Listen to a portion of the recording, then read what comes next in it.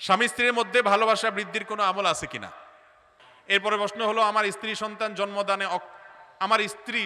জন্মদানে অক্ষম, এখন কি আমি তাকে তালাক দিয়ে দ্বিতীয় বিয়ে করব নাকি তাকে রেখে দ্বিতীয় বিয়ে করব, জানালে উপকৃত হব। এরপরে প্রশ্ন হলো, আমার স্ত্রী সন্তান জন্মদানে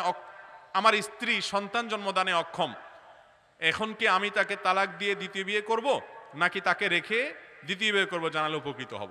ভাইরা আমার, কোন নারী যদি বিভিন্ন ডাক্তারি পরীক্ষা দ্বারা প্রমাণিত হয় যে তার স্বাস্থ্যগত সমস্যার কারণে সন্তান হচ্ছে না, চিকিৎসা করিয়েছেন, কোনো আলামত নাই হওয়ার, তাহলে আপনি দ্বিতীয় বিয়ে করার রাইট আছে, দ্বিতীয় বিয়ে করেন, সন্তান সন্ততি হোক।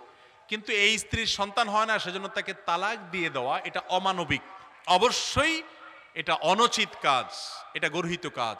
এটা তো তার নিজের হাতের কামাই না, আল্লাহর দান, এখানে তার কোনো ত্রুটি নাই। আল্লাহ কোরআনে বলেছেন, ইয়াহাবু লিমান ইয়াশাউ ইনাসা ওয়া ইয়াহাবু লিমান ইয়াশাউ যুকুরা। আল্লাহ যাকে ইচ্ছা তাকে কন্যা দেন, যাকে ইচ্ছা তাকে সন্তান দেন, আবার কাউকে কন্যা সন্তান ছেলে সন্তান দুইটাই দেন, আবার যাকে ইচ্ছা তাকে ওয়াজআলু মান ইয়াশাউ আকীমা, বন্ধা রাখেন, কিছুই দেন না। এইজন্য ভাইরা আমার, এই জাতীয় ক্ষেত্রে স্ত্রীর উপরে দোষ চাপিয়ে তাকে তালাক দেওয়া এটা কাপুরুষোচিত কাজ, এটা অন্যায় কাজ, অনুচিত কাজ, এটা করবেন না। এইগুলা ছেলে যা করে তার চেয়ে বেশি ছেলের মা, ছেলের বোন, অন্য মহিলাদের আরো বেশি মাথা ব্যথা, সবাই অস্থির করে তালাক দেওয়ার জন্য। খবরদার, এতটা পশু হবেন না। স্ত্রী শুধুমাত্র সন্তান জন্ম দেওয়ার জন্য না, আপনার চরিত্র হেফাজত করছে, এটাই বা কম কিসে। অতএব এতটুকু মানবিক আমাদের হতে হবে। আমাদের সমাজে নারীরা নির্যাতিত, নানাভাবে নির্যাতিত, স্বামী নির্যাতন করে, ননদ নির্যাতন করে, দেবর ভাসুর নির্যাতন করে, শ্বশুর শাশুড়ি নির্যাতন করে। পরের ঘরের একটা মেয়ে তার সংসার ছেড়ে চলে আসছে, এই ঘরের প্রত্যেকটা মানুষের উচিত তাকে আপন করে নেওয়া, কারণ সে আপনকে ফেলে দিয়ে আপনাকে পরকে আপন করতে আসছে। আপনার আন্তরিকতা ছাড়া সে এখানে সুখে থাকতে পারে না। এই জন্য যেসব শ্বশুর শাশুড়ি বৌমাকে ডিস্টার্ব করেন, দেবর ননদরা খোঁচাখুচি করেন, ভাইকে খেপিয়ে তোলেন, তারা মনে রাখবেন সবাই জালেমের খাতায় নাম যাবে, এবং এই পুত্রবধূ মাজলুম তার পক্ষে আল্লাহ রাব্বুল আলামিন থাকবেন আর জালেমের বিরুদ্ধে থাকবেন। অনেক দিনদার মানুষ আছে আমি জানেন, শ্বশুর এই লম্বা দাড়ি, মসজিদে নিয়মিত নামাজ পড়ে, কিন্তু সারাদিন বউর পিছে খোঁচাখুচি করে, আছে না নাই? অনেক শাশুড়ি ইয়া লম্বা তসবি, ইয়া লম্বা জায়নামাজ, কিন্তু মাশাআল্লাহ বউর পিছনে লাগতে কোনো ত্রুটি করেন, ছেলের কান ভারী করে। মনে রাখবেন, অন্যের মেয়ের সাথে যে আচরণ করছেন, আপনার সন্তান সন্ততি তাদের সাথে এই আচরণ হয়তো বা করা হবে। এজন্য আল্লাহকে ভয় করা উচিত, এবং জুলুম এটা ভয়ঙ্কর অপরাধ। স্বামী স্ত্রীর মধ্যে ভালোবাসা বৃদ্ধির কোনো আমল আছে কিনা। স্বামী স্ত্রীর মধ্যে ভালোবাসা বৃদ্ধির কোনো আমল আছে কিনা। আমল হলো ভাই, বেশি বেশি করে স্ত্রীরা স্বামীর মহব্বত পাওয়ার জন্য আমল হলো বেশি বেশি সেজে গুজে থাকবেন, ভালো ভালো নাস্তা পানি বানাবেন, ভালো ভালো তরকারি রান্না করে খাওয়াবেন, মহব্বত করবেন, কথা শুনবেন। আর স্বামীদের আমল হলো স্ত্রীকে বেশি বেশি হাদিয়া তোফা দিবেন, শাড়ি চুড়ি কিনে দিবেন, টাকা পয়সা দিবেন, তোফা দিবেন, ভালো ব্যবহার করবেন। এই আমল করলে ভালোবাসা এমনি তৈরি হয়ে যাবে। বুঝেন নাই? দুনিয়ার উল্টাপাল্টা করবেন আর আমার কাছে আমল চাইবেন যে একটা দোয়া পড়ে দিলে ওইটা একেবারে কারিশমার মতো কাজ হইয়া স্ত্রী আপনার বাধ্যগত হয়ে যাবে, এইরকম আমল আমার জানা নাই। আল্লাহ তাআলা কোরআনে পুরুষদেরকে বলেছে, ওয়াশিরুহুন্না বিল মারুফ, তোমরা তোমাদের স্ত্রীদের সাথে সুন্দরভাবে বসবাস করো। এই জন্য যাদেরকে আল্লাহ স্বামী বানিয়েছে, খবরদার স্ত্রীদের সাথে সুন্দর আচরণ করবেন। ভুল ত্রুটি হলেও ক্ষমার চোখে দেখবেন। আম্মা জান আয়েশা রাদিয়াল্লাহু তাআলা আনহা বয়সে ছোট ছিলেন, তিনি অনেক সময় ওই যে আটার খামিরা বানায় রেখে হয়তো ভুলে যেতেন, কোনো দিকে চলে যেতেন, খোলা রেখে যেতেন, অনেক সময় এসে ওই যে ছাগল মুরগি এসে খেয়ে ফেলতো, দাওয়াজান খেয়ে ফেলতো।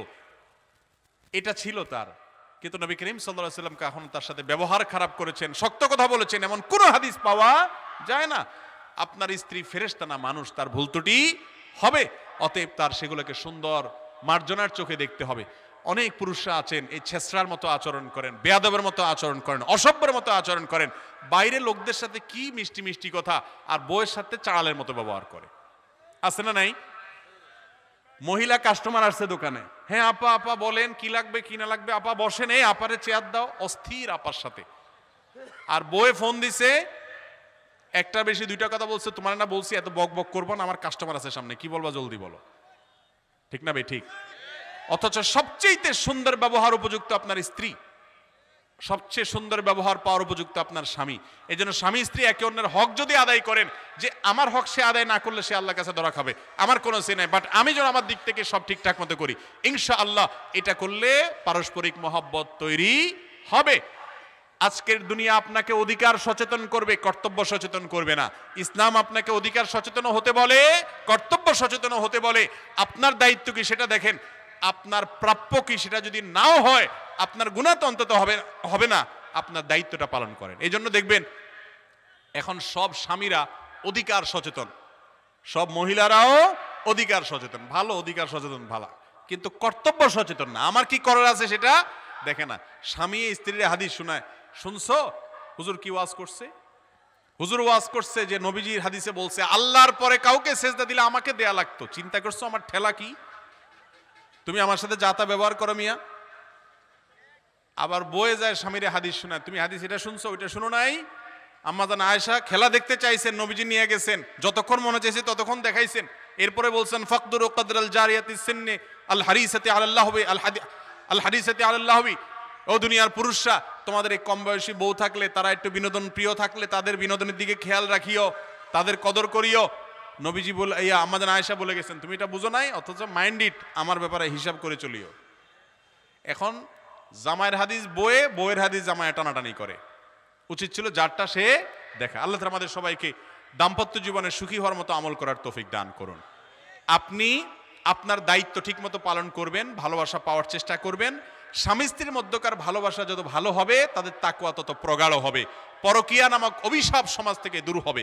পরকীয়া কখন হয়? যখন স্বামী স্ত্রীর মধ্যে সম্পর্ক খারাপ থাকে। হিন্দুদের লাইব্রেরিতে কোরআন শরীফ, কায়দা, আমপারা বিক্রি করা হয়, এগুলো ক্রয় করা যাবে কিনা? কোনো অসুবিধা নেই। কোনো হিন্দু যদি বিক্রি করে এগুলো কেনাতে অসুবিধা নাই, যদি ভুলভাল কিছু না থাকে বা নিজেরা ছাপায় উল্টোপাল্টা কিছু না করে। সাধারণত আমাদের বাংলাদেশের প্রেক্ষাপটে সেটা হওয়ার সম্ভাবনা একেবারে ক্ষীণ, অতএব এগুলো কেনা যাবে, কোনো অসুবিধা নেই। অনেকেই গোসলের পর পুনরায় অজু করে নামাজ আদায় করে থাকেন, গোসলের পর অজু করা যাবে কিনা? গোসল যদি সুন্নাহসম্মত উপায়ে করেন তাহলে সেক্ষেত্রে গোসলের পরে আর কি লাগবে না, অজু লাগবে। গোসলের সুন্নাহসম্মত উপায় কি? ফরজ গোসল কিভাবে করবেন? ফরজ গোসল করবেন, তার পদ্ধতি হলো, প্রথম কাজ, শরীরে কাপড়ে যেই জায়গায় নাপাক লেগেছে ওই জায়গা আগে পানি দিয়ে ধুয়ে ফেলবেন। কাপড়ে থাকলে ডোলে কয়েক ডলা দিয়ে চিবা দিবেন, পাক হয়ে যাবে। শরীরে আছে ধুয়ে ওইটাকে দূর করে ফেলবেন, আর দেখা যায় না, পাক হয়ে যাবে। এরপরে দুই হাতের কবজি ভালো করে ধোবেন, তিনবার কুলি করবেন, নাকে পানি দিবেন এবং মুখ ধোবেন হাতের কোণে পর্যন্ত, অর্থাৎ অজুর কাজগুলা করবেন, মাথা মাসায় করবেন। এই পর্যন্ত করছেন, শুধু পাও ধোয়া বাকি, বাস ওটা বাকি থাকবে। এরপর বিসমিল্লাহ পড়ে আপনার গোসল করা শুরু করেন। আপনার মাথায় পানি দেন, শাওয়ারের পানি নেন, পুকুরে ডুব দেন, এরপর আপনি গোসল করেন। দুই পায়ের টাকনু পর্যন্ত ধুয়ে চলে আসেন। তাহলে গোসল প্লাস অজু একসঙ্গে হয়ে গেছে। এইরকম গোসলের পরে আর আলাদা অজু করার দরকার নাই। কথা কি বুঝাতে পারছি? গোসল করলে অজুর অঙ্গগুলো ধোয়া হয় কি হয় না? যেহেতু হয়, আপনি সুন্নাহসম্মত উপায়ে করলে আলাদা অজুর দরকার না। অনেকে দেখবেন গোসল পরে আবার অজু করে। হ্যাঁ, অনেকে গোসল করতে গিয়ে গোসলের মাঝখানে পেশাব করে অথবা বায়ু নির্গত হয়, তখন তো সে আবার অজু করবেই। কিন্তু এটা যদি না হয় তাহলে গোসলের পরে আর আলাদা অজু করার দরকার নাই। অনেক মহিলারা, পুরুষরা আছেন, বরং বেশিরভাগ মহিলা পুরুষই আছে যে গোসলের পরে আবার কি করে? অজু করে। এটা অর্থহীন কাজ, এটা দরকার নাই। গোসল সুন্নাত সম্মত উপায় যেভাবে বললাম, এভাবে বললে অজু গোসল একসাথে হয়ে যায়।